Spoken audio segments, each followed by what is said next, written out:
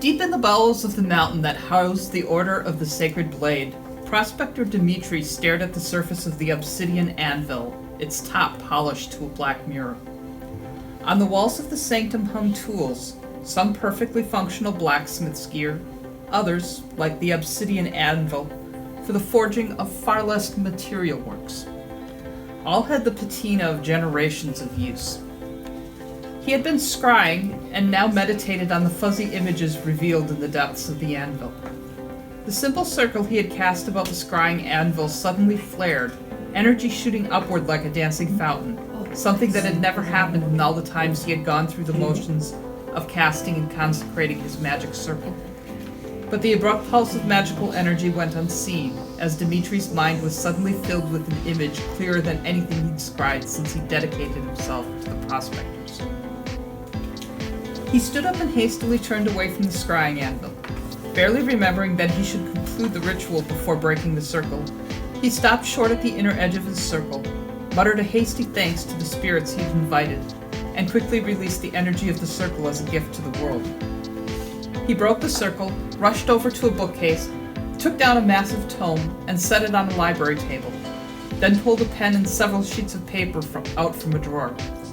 Opening the copy of Jane's Encyclopedia of Major Armorers and Models of the Armored Martial Combat Association, 32nd edition, he quickly began paging through the various designs, taking note of those that had resembled his vision. The High Armorer's chambers were several levels above those of the prospectors, and Dmitri was not accustomed to exertion. He arrived in the chambers panting so hard it took him a moment to realize the individual he sought was absent. Instead, Master Armorers Drayton and Gaylord stood conferring over a map. "Where's the High Armorer?" Dmitri wheezed between gasps. "A bit of decorum, please, Dmitri," Gaylord said. Drayton, noting Dimitri's agitation, made a gesture of calming, not at Dmitri, but at his fellow armorer. "He is in retreat." Sensing that Dmitri had momentous news to bestow, he turned from the table to give Dmitri his full attention.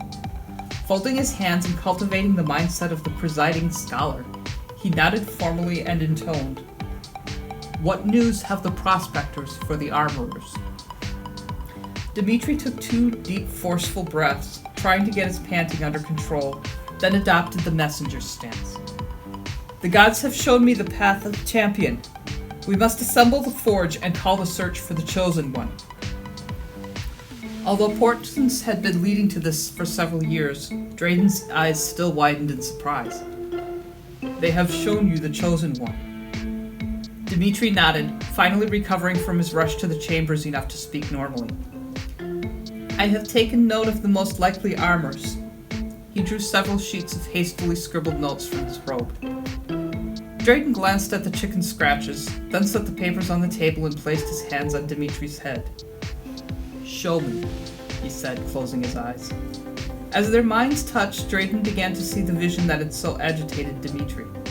Though Dmitri was well focused, Drayton's impression was significantly cloudier than Dimitri's memory. Through what matched the ancient text's description of the passage of the passing of worlds, Drayton saw a figure in armor glowing white advancing toward the other end. He tried to focus on details that might tell him who the chosen was. He couldn't rely on color. The whiteness could be the color of the chosen's current plate or an effect of the energies the chosen was wielding. More likely a traditional European plate than Asian or fantasy plate. He concentrated on the probable build of the individual under the plate. The chosen seemed more lithe than stocky. Both remained immobile for some time. Gaylord picked up the papers, tried to figure out which way was up, then looked at Drayton's face, which was getting more somber and serious by the second. Apparently Drayton was sharing Dimitri's visions and finding it credible. He went to the High Armorer's desk, selected several sheets of fine parchment and a calligrapher's kit, and laid them on the table next to Dimitri's chicken scratch notes. When Drayton finally lowered his hands and stepped away from Dmitri, Gaylord was running through a calming mantra for the 37th time. He still hadn't achieved the presiding scholar, but he had calmed enough that Drayton's words, when they came, weren't too upsetting. "The path of the champion has been set," Drayton agreed. We shall recall the High Armorer from retreat and assemble the forge. He glanced at the table, noticing the papers Gaylord had prepared.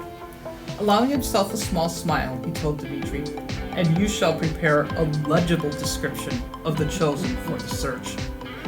Dimitri acknowledged the instruction with a brief grin and moderate bow, then gathered the materials and sat in the chair Gaylord indicated and began copying his notes in a more careful hand. The High Armorer was sitting at the 19th hole sipping a cocktail with his AMCA Eastern Regional Commissioner James Airhaven and several other AMCA bigwigs when he got the call. He briefly excused himself while he concurred with the need to call Forge and assured Drayton that he would be returning directly, then returned to the table to take his leave of his golfing buddies. "I'm sorry, I won't be able to take another round with you boys. But let me say, Jim, that I do think there is justification for sponsoring another all-sword tournament.